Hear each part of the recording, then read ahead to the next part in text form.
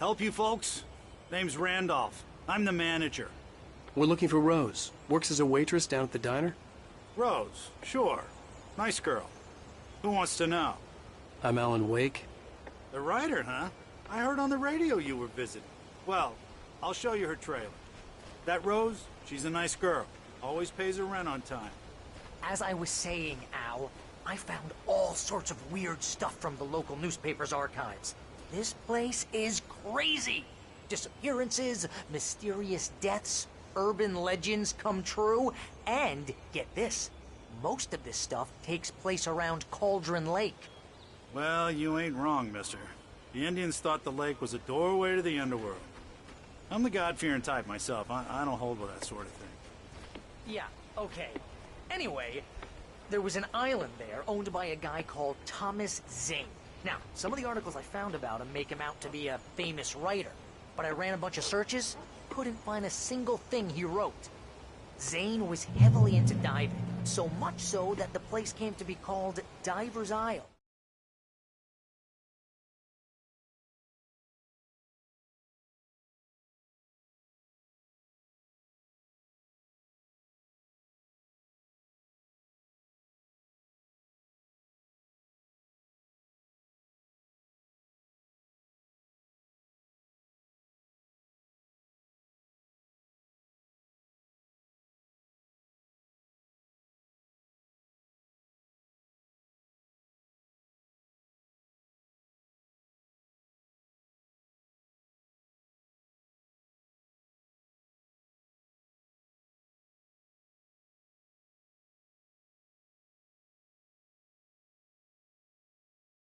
But the volcano under the lake erupted in 1970, and Zane went down with the island.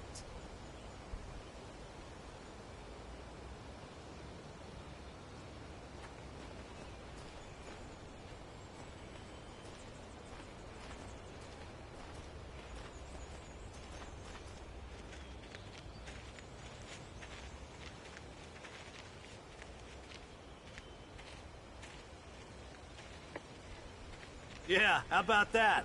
It was there in the morning, as if it had fallen from the sky. But it would take a tornado to lift something like that. We're damn lucky it didn't crush any of the trailers.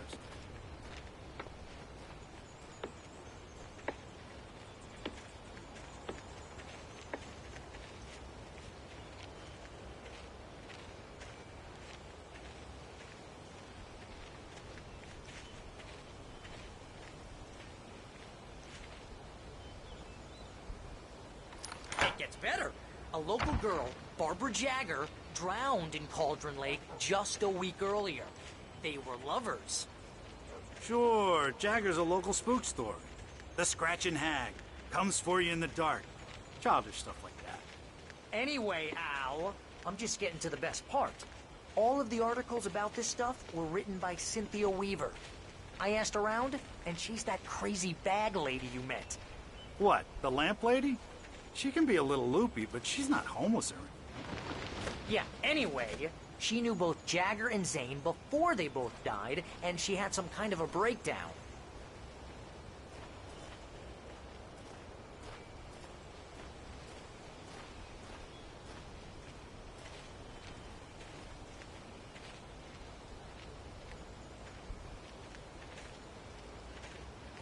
Well, mister, this here's Rose's trailer. You mind me asking what you want with her? We're just here to talk to her, pal.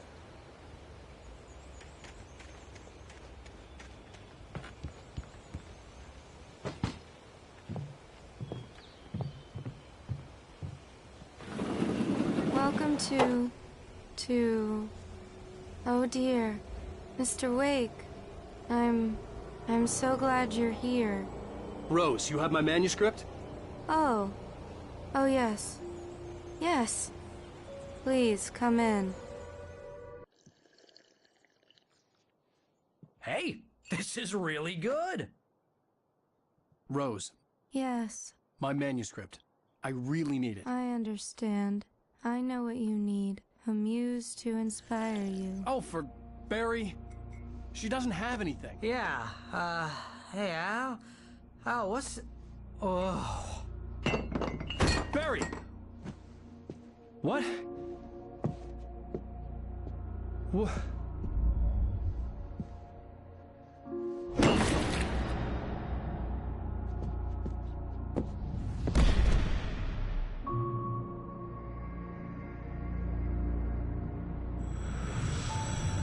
It's coming for you, hiding in my barber's skin. I'm too weak to stop it. You must turn the lights on. I promised I'd come visit you and your lovely wife. You must finish what you started. I insist. You must turn the lights on. Turn the light on. Back to work, boy.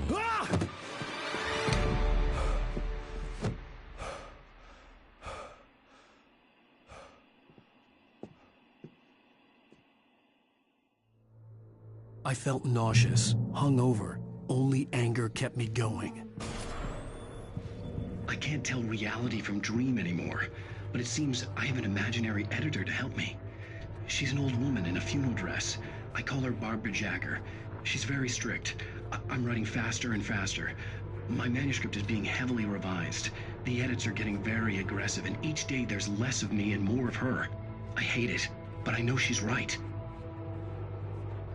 She promises me I can save Alice this way. She knows more of this than I do. About the complex incantation I'm attempting. About this place. She's worked with another writer under similar circumstances, Thomas Zane. The genre of the story seems to be shifting. It's turning into a horror story. I'm getting close. I can feel it.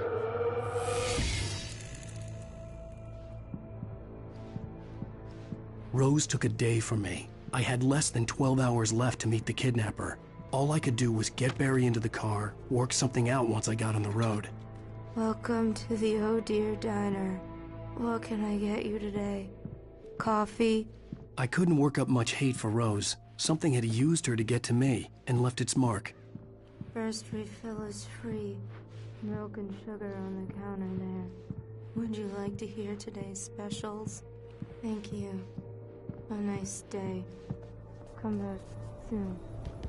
My gun and flashlight were gone. I'd have to find a way to get Barry. Mr. Randolph liked Rose. That little smile she had. How she was still sweet when life had tried so hard to make her bitter. It wasn't any of his business what she did in her trailer. But those strangers, the writer and his smart-ass sidekick, looked like trouble. And they'd been in there for hours, way past her normal bedtime. He reached for the phone and called the sheriff's station. Into the car as quickly as possible. There was no time to waste.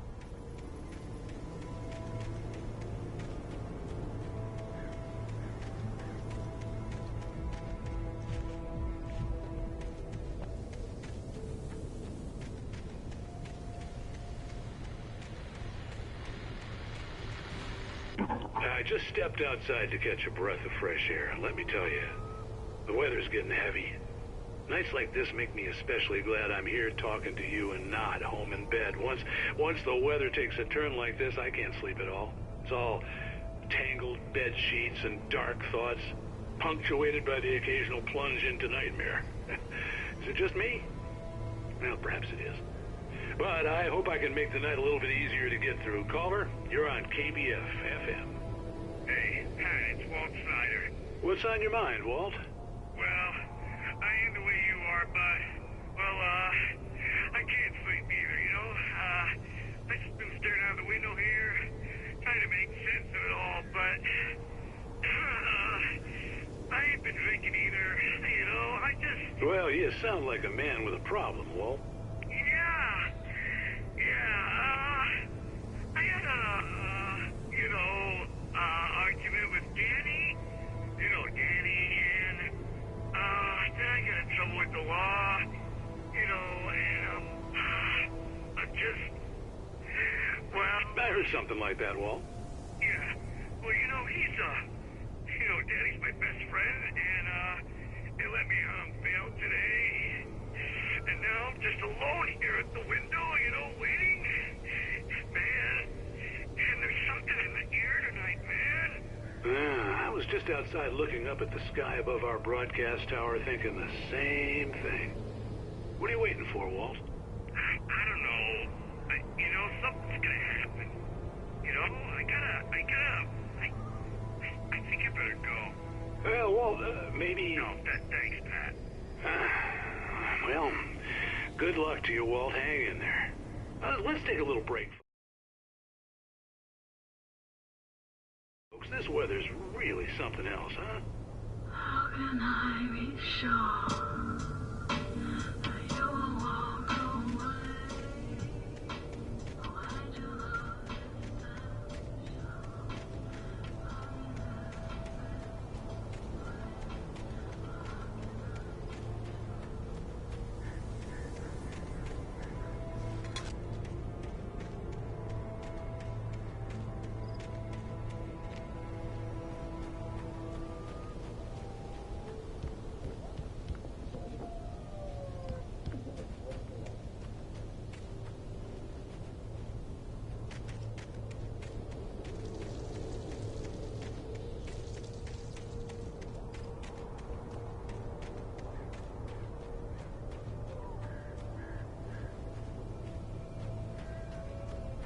Oh, you're gonna get it now.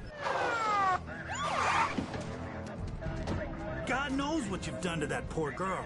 This is Agent Nightingale, FBI! Get him up, Hemingway! You're under arrest! You move a muscle, I'll unload right in your goddamn face! Stay right where you are, Spillane!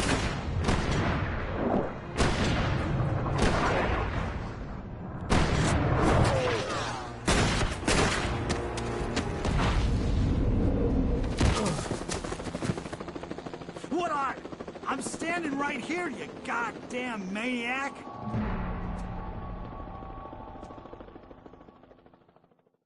I hated to leave Barry behind, but there was no way I'd miss my appointment with the kidnapper. Give it up, Mr. Wake. Come on.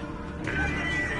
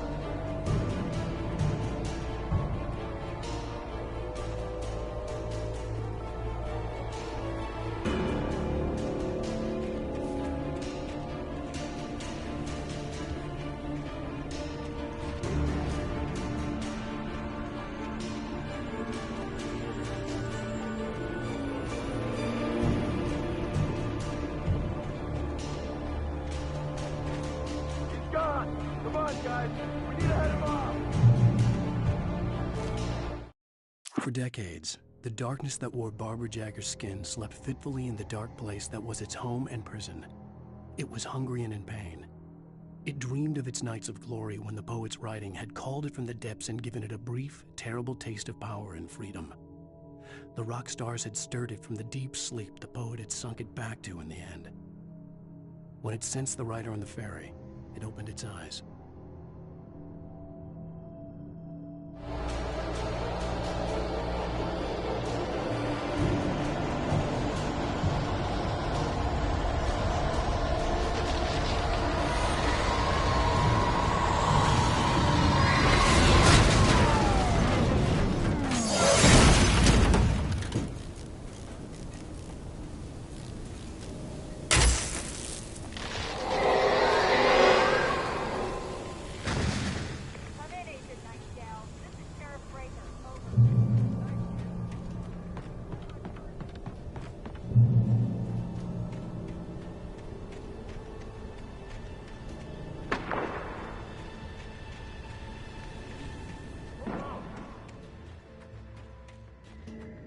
Search the area.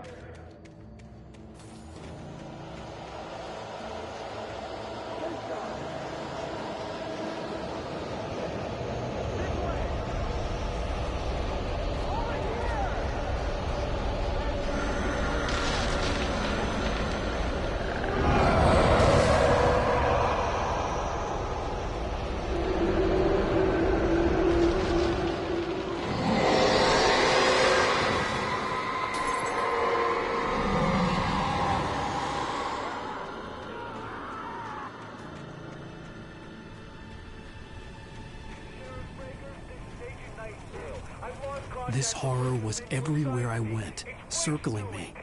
The cops didn't stand a chance. They were after a writer, not a monster. I mean, have you seen this guy? He wears a tweed jacket. Over. He's the guy we're chasing. If it's not him, who then? Bigfoot? Over. I don't know yet, but I'm not in the habit of jumping to conclusions. That tends to come back and bite you in the ass. Out.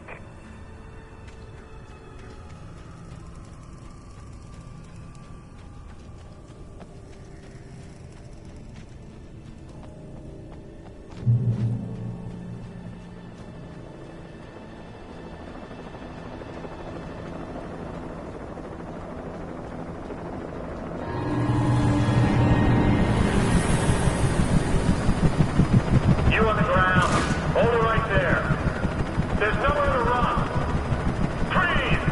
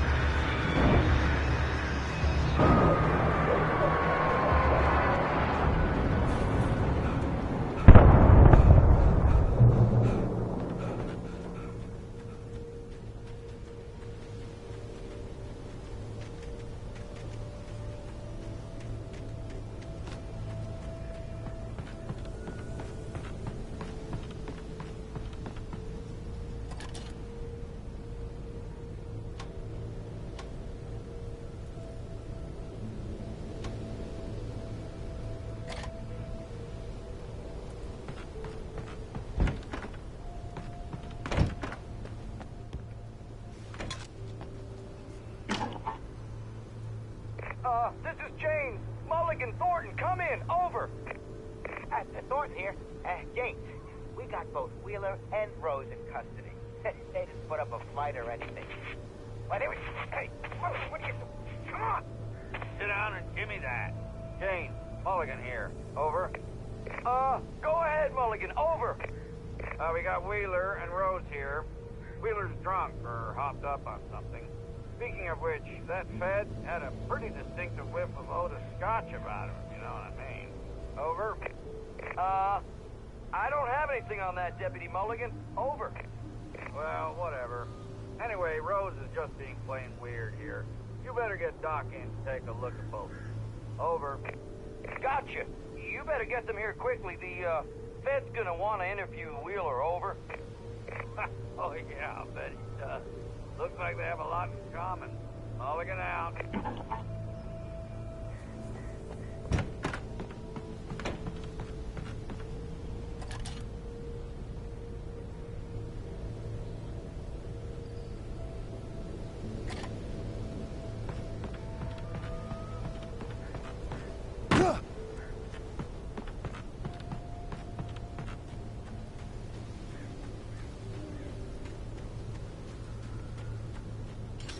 I imagined that the broadcast tower in the distance was part of the local radio station.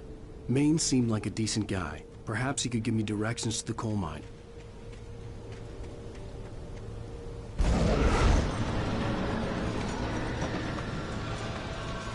Unnatural shadows clung to the gate. The darkness that was after me was trying to stop me. I wouldn't get through without a light.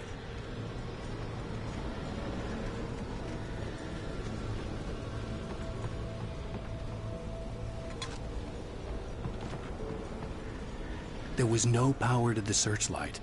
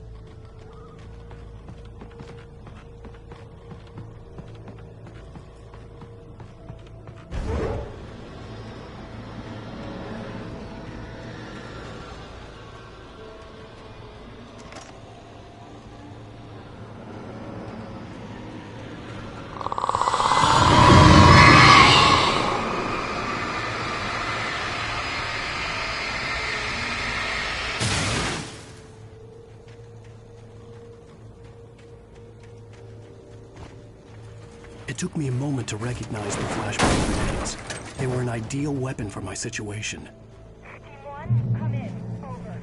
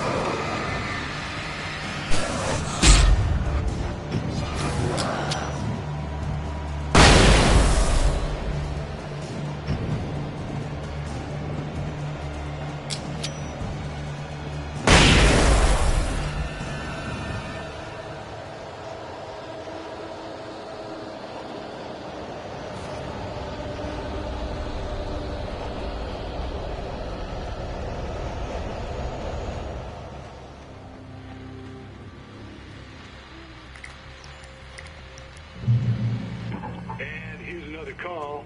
You're on KBF-FM with Pat Maine. It's Milt Peabody, Pat. What's on your mind, Milt? Well, I live near the trailer park, Pat, and there's a big ruckus going on over there. Well, that's just up the road from me, too. What's going on, do you know? I don't know, but there's a bunch of police cars there, lots of sirens, a helicopter buzzing around, and I think I heard some gunshots. Gunshots? Yes, sir, like from a pistol. So can you find out what's going on? Because it's just next door and they're popping off guns there. They're still shooting? No, it was maybe 10, 15 minutes ago. It sounds serious, Pat. I'm telling you, it don't sound like no party. I'm certainly going to give the station a call, Milt. Okay. You'll hear it here as soon as I hear from them. Okay, thanks.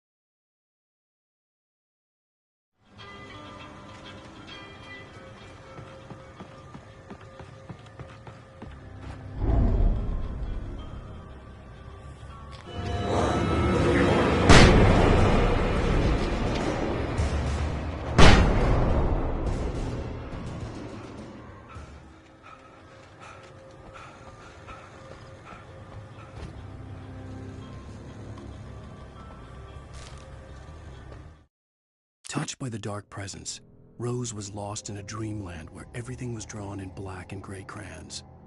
The old lady had promised her that all her wishes would come true. She would be Alan Wake's muse. She was smiling so hard it hurt her face. She crushed a bottle full of sleeping pills into the coffee. Deep down inside, she was screaming in terror.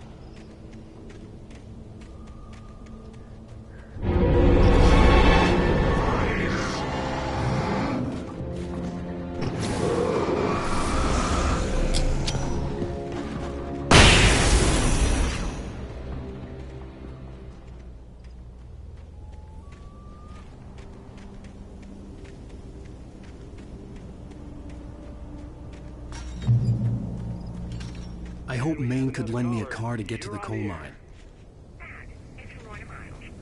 Oh, why, hello, Lorna. What do you have for us?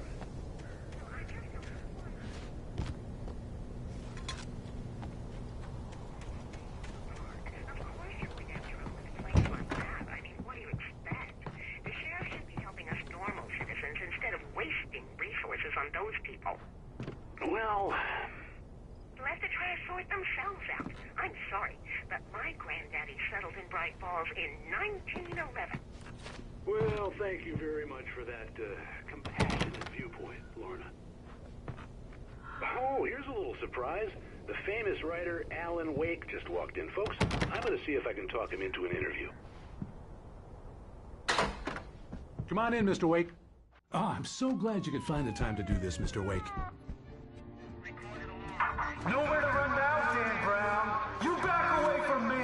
Don't hurt her. Whoa. Everyone calm down. Put the gun down. We're all friends here, right? Cool your jets, Nightingale. We got him. Judas Priest! What the hell's the matter with you? There's a civilian in there.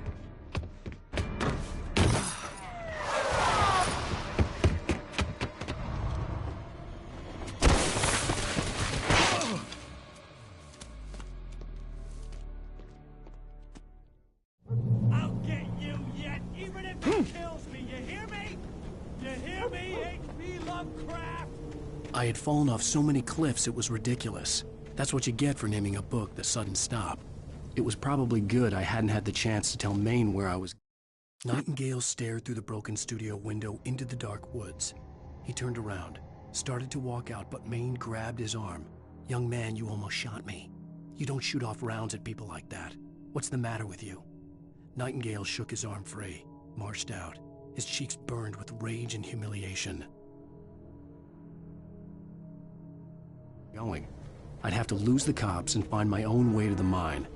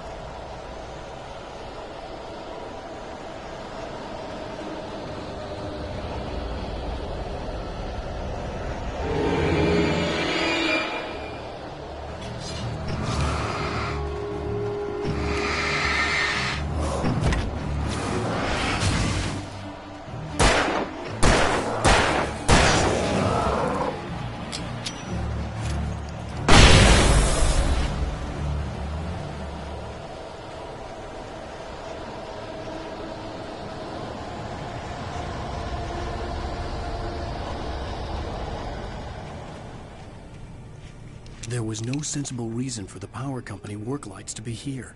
It was almost as if they'd been left for someone like me to use.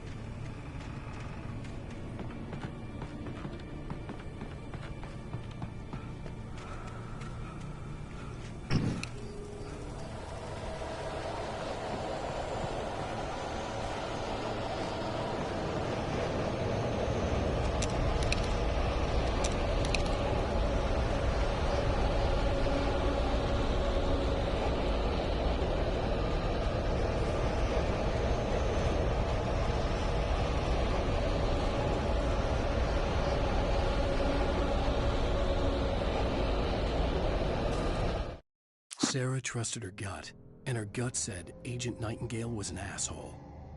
He felt wrong, and it wasn't just the smell of stale booze. It was in the way he flashed his badge, pulled rank, the look in his eyes when he wanted answers. Where was Alan Wake? What was this about an accident? Where was his wife? And most importantly, why did she let Wake go? He wouldn't answer her questions. Federal business was all he'd say.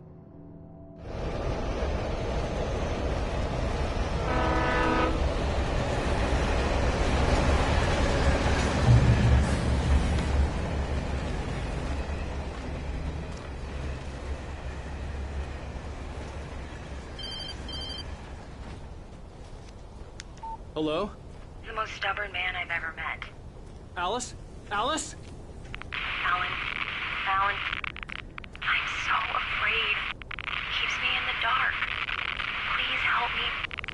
I look at you, Alan, and it's not you. Something else. Looking out from behind your eyes. Alice, I'm here. I'm so alone here. It's all gonna go to hell. You need to be careful. Cooperate.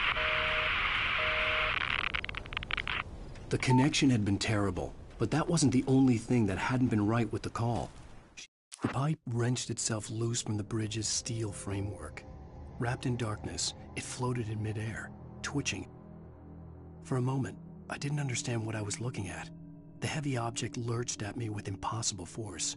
I threw myself out of the way, but just barely. When I turned my flash, it sounded wrong somehow, but she had called me. I could see a railway bridge up ahead, and a warehouse of some sort on the opposite shore. I hoped I could find a car from there.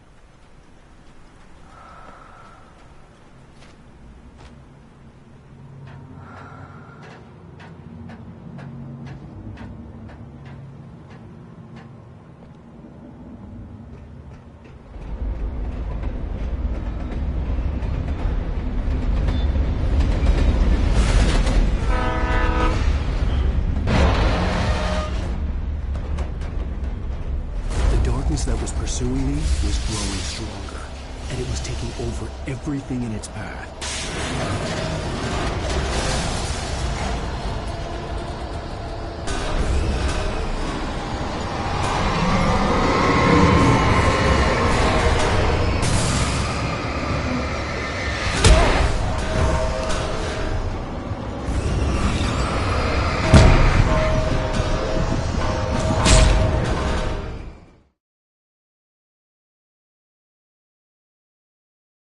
Sort on the opposite shore. I hoped I could find a car from there.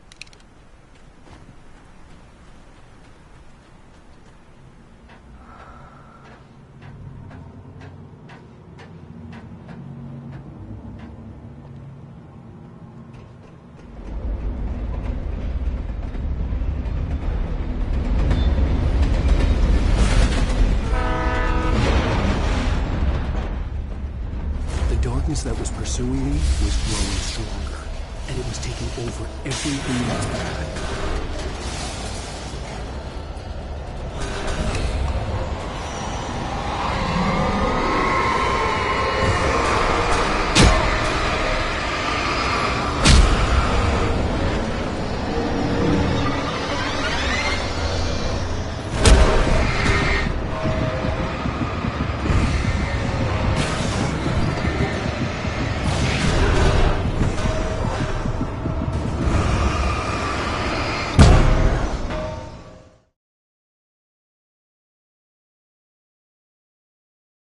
On the opposite shore. I hoped I could find a car from there.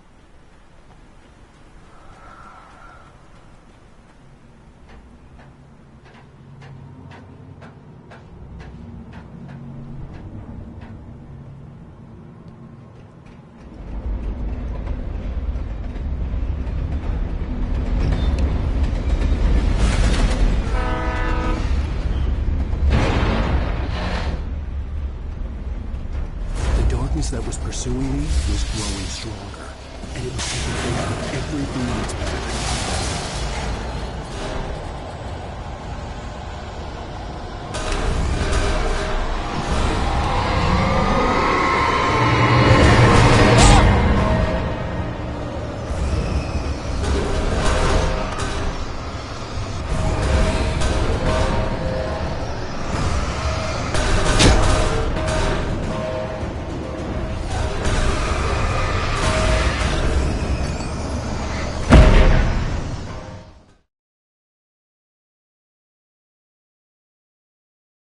Sort on the opposite shore.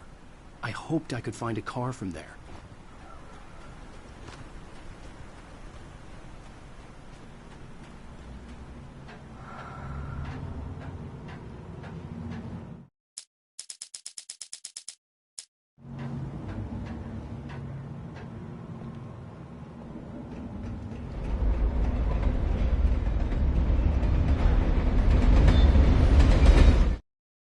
The pipe wrenched itself loose from the bridge's steel framework. Wrapped in darkness, it floated in midair.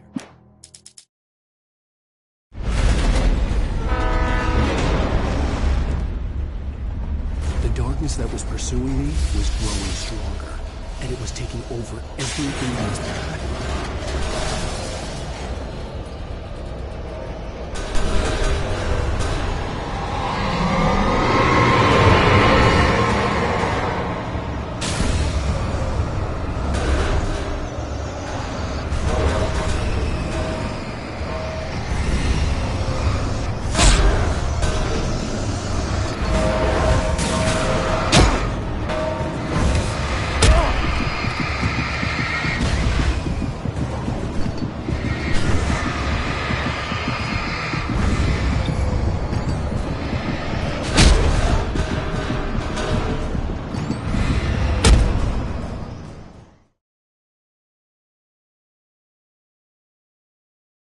Sort on the opposite shore.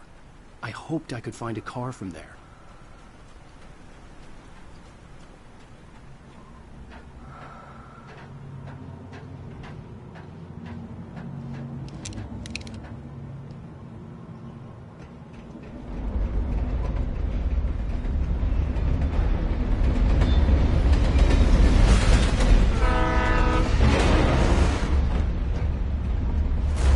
That was pursuing me was growing stronger, and it was taking over everything in its path.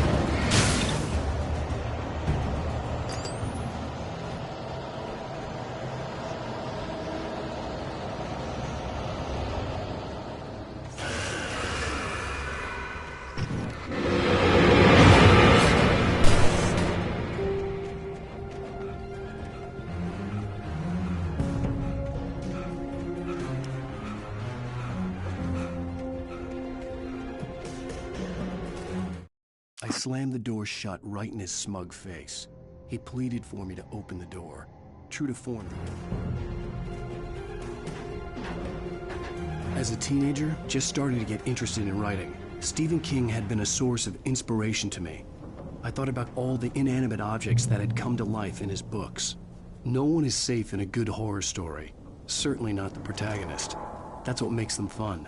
This was anything but. The darkness could possess anything, and it was getting closer.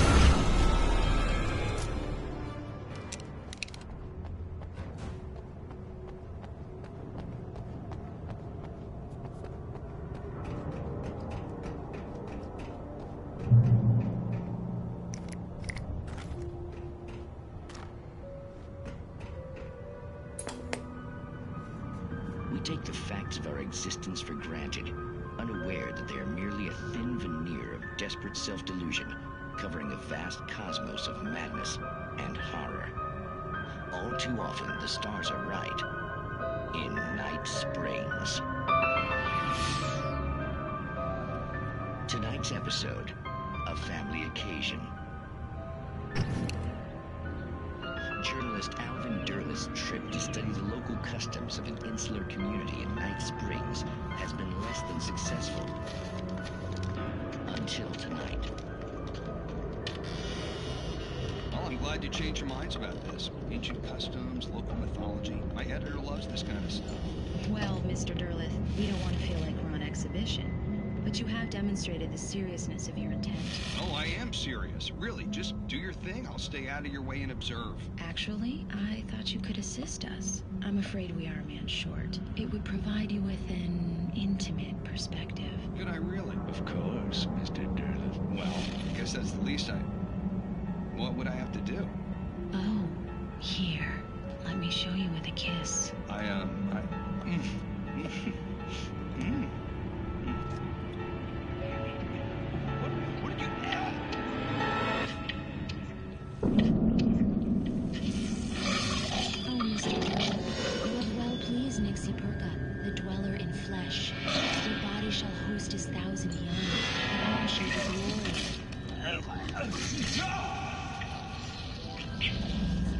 Shh, darling. Be calm. Shh.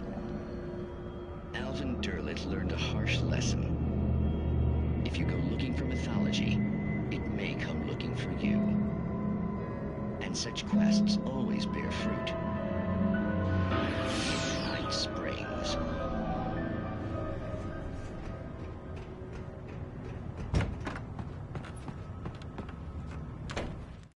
The darkness surged towards me, sucking everything loose from the ground into its depths, tugging at my clothes.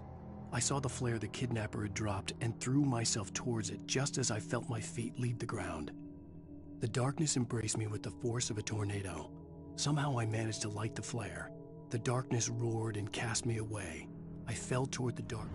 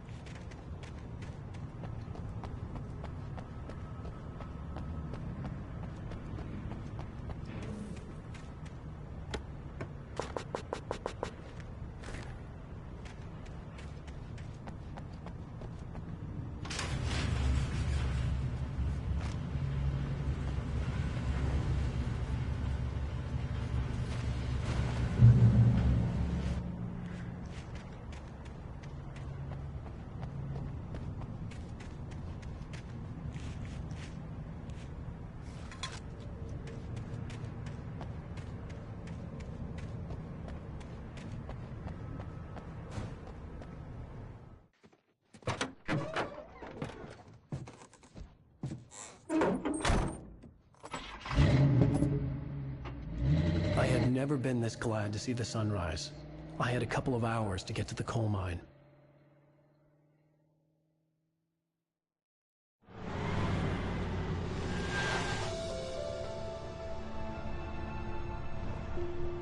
The coal mine wasn't far now.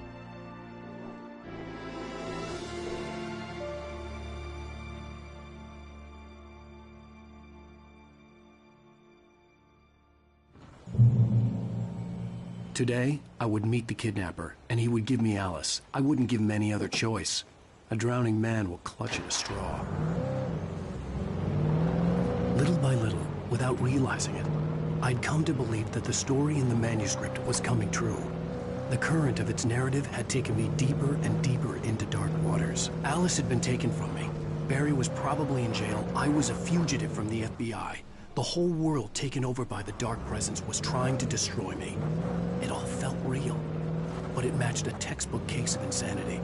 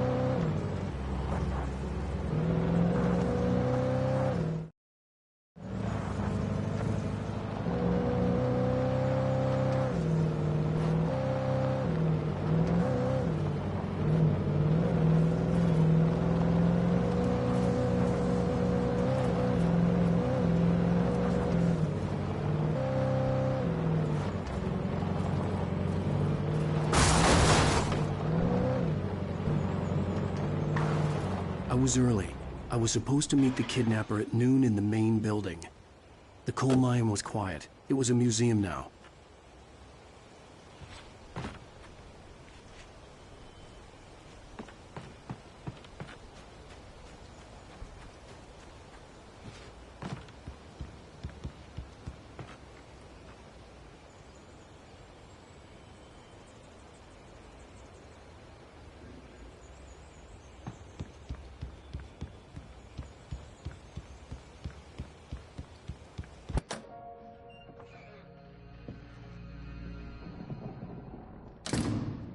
I didn't want to go outside.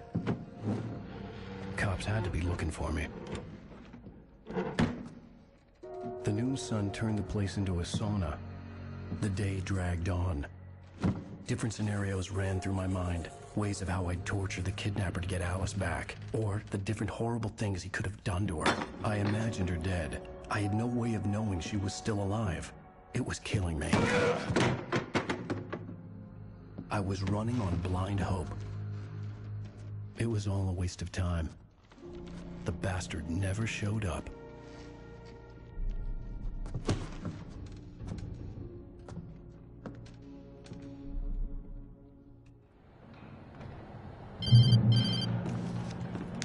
Wait. Where the hell are you? Change of plans. You know where Mirror Peak is? It's a big mountain north of where you are. You follow the path from the mine, you can't miss it. There's a lookout point there. I'll be waiting. I'm through being jerked around by you. You want to see your wife alive? Because if you do, you better watch what you say to me. Do we understand each other? I want to talk to Alice. Yeah, and I want the manuscript. Don't keep me waiting, Wake. Hello? Hello! Ah! I'm gonna kill him! I had to get to Mirror Peak.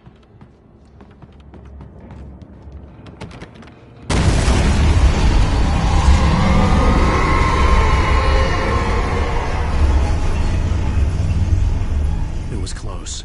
Maybe closer than ever before.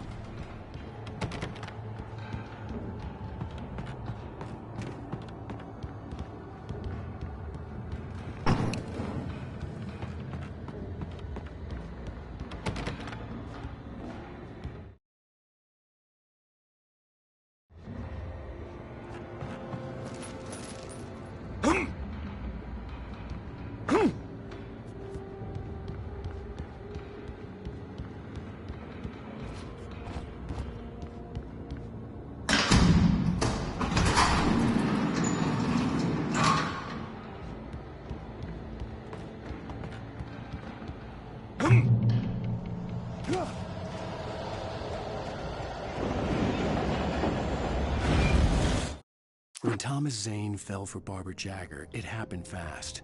She was young, vibrant, and beautiful, full of life. He had never been a very happy man, and without any seeming effort, she had changed all that. Zane felt good for the first time in his life. Everything she did was another piece of a jigsaw puzzle he hadn't even known he'd been missing. And best of all, she made the words flow, strong and sharp. She was his muse.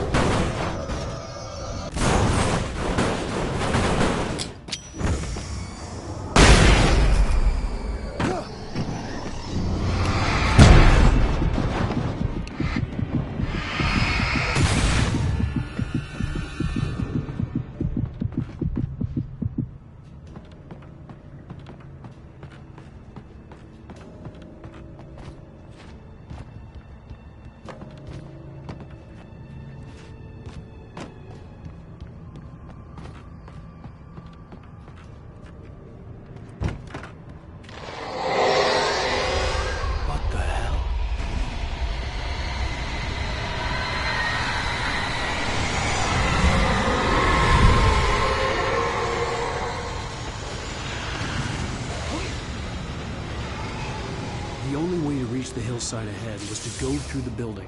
I had to find a way to avoid electrocution.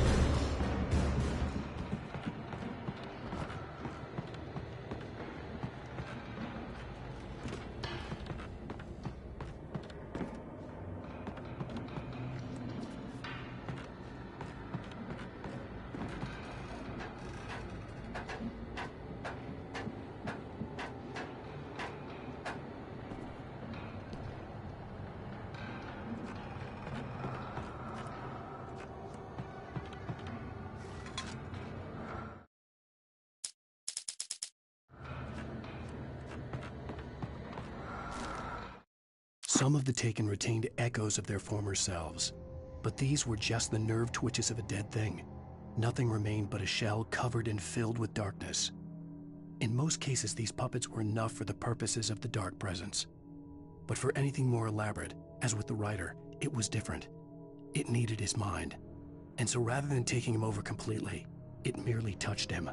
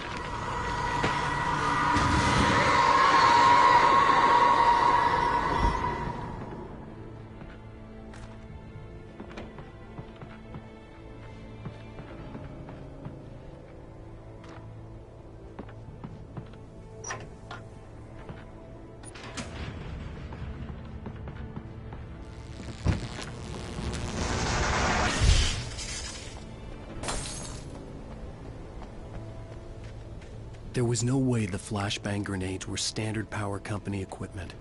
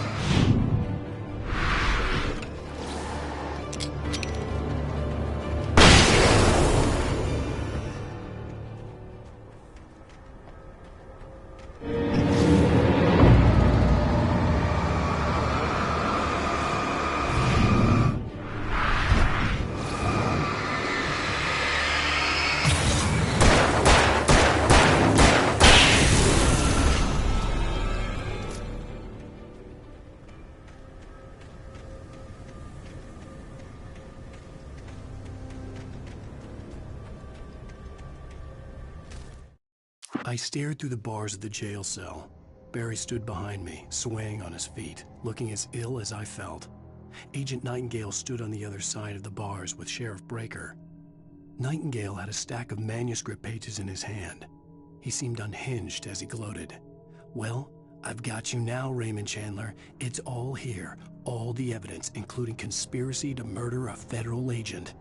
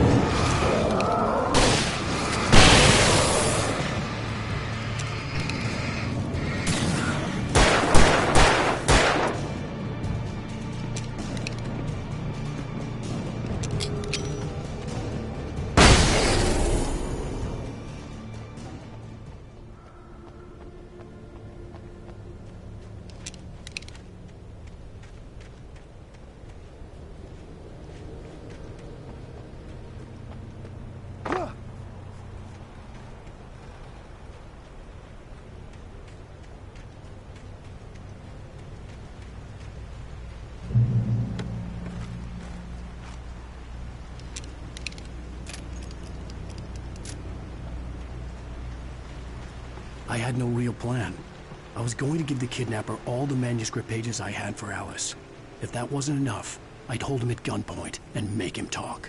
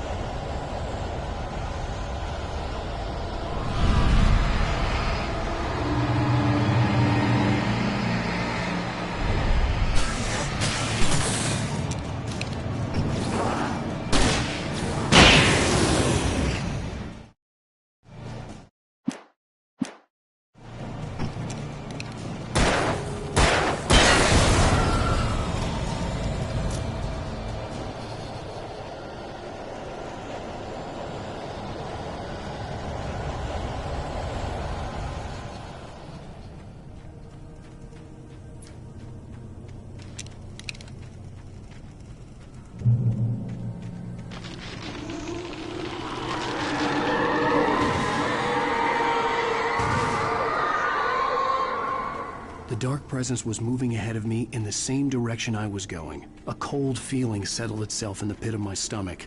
Was it going for Alice?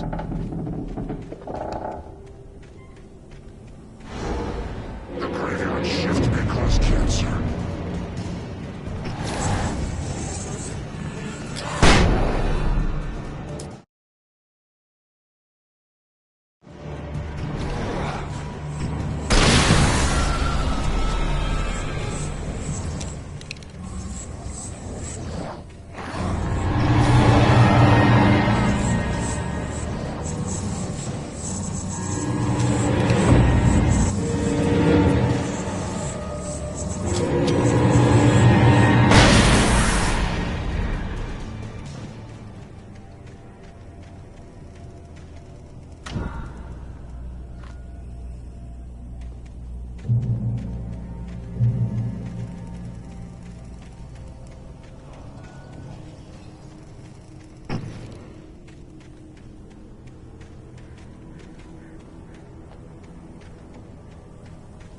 The place was dead, a ghost town.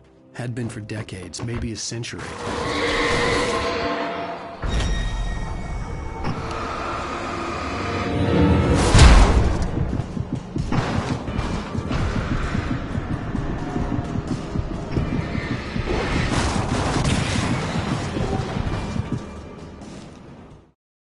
Things were never as simple in real life as in fiction. I had lost count of the times I had wished there'd be a clear reason for my writer's block. Something to fight, something to lash out on. There wasn't. I was filled with doubt. I was nothing like the hero in my books. Alex Casey had gone through his life with single-minded determination, never wavering from his goal. Even now, I was angry at myself, angry at Alice, angry at Barry. I was fumbling and I had no plan.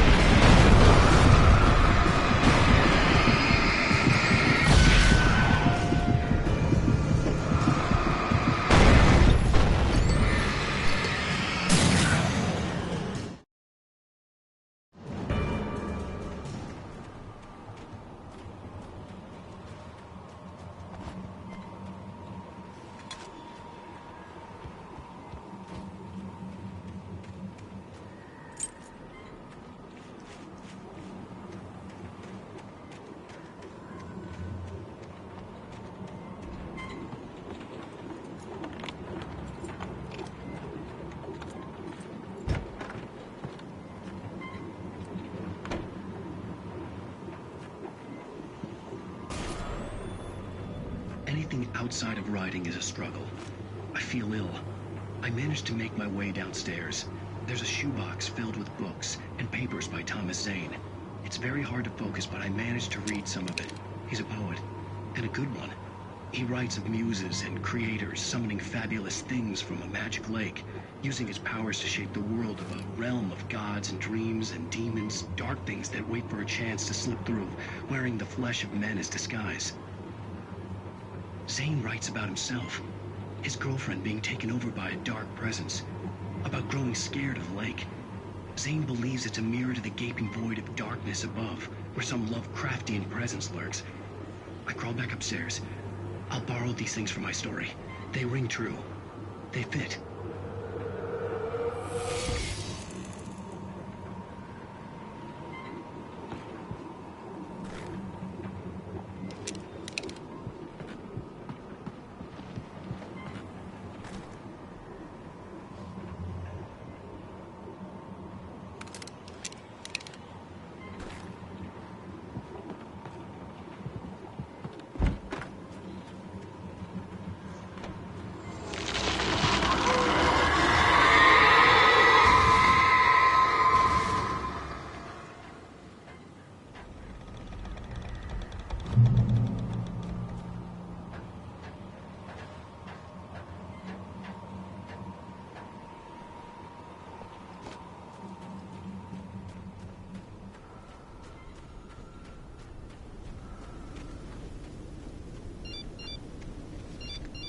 The kidnapper had sent me a text. The message was full of spelling errors and insults. It was telling me to hurry up.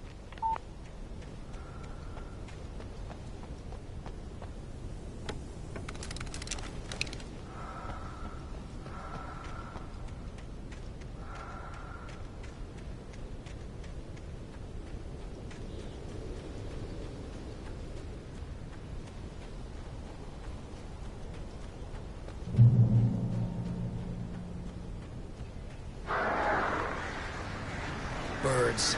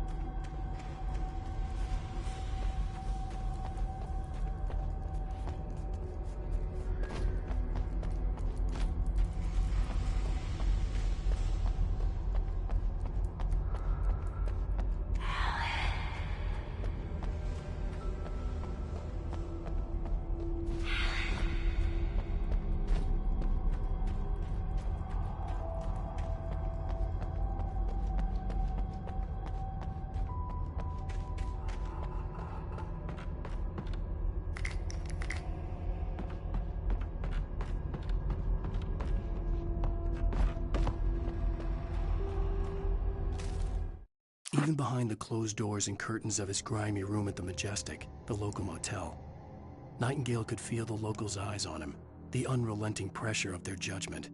He forced it out of his mind. For all he knew, they could all be under Wake's spell already. You do what you have to do to get the job done. He took comfort from the bottle in his hand. Please, he thought, just let me get through this.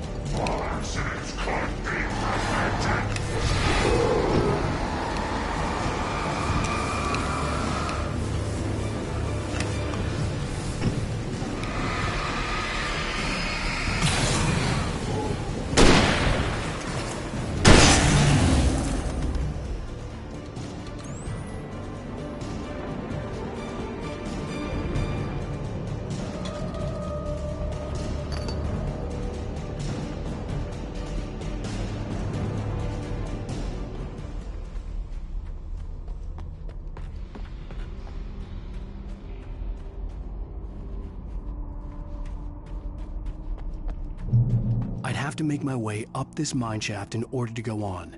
Maybe the machinery could help me with that.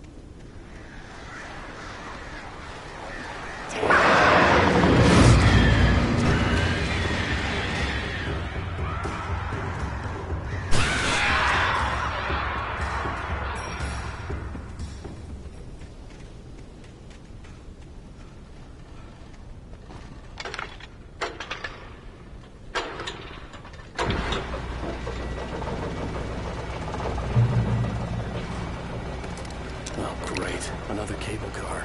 Just great.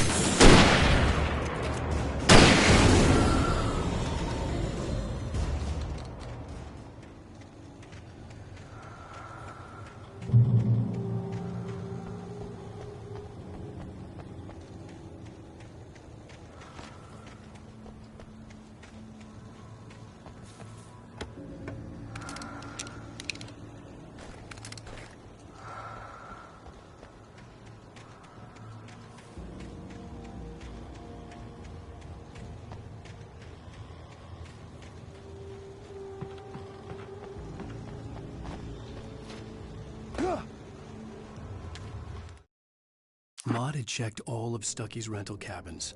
There had been no sign. Maud had checked all of Stucky's rental cabins. There had been no sign of the wakes. It was...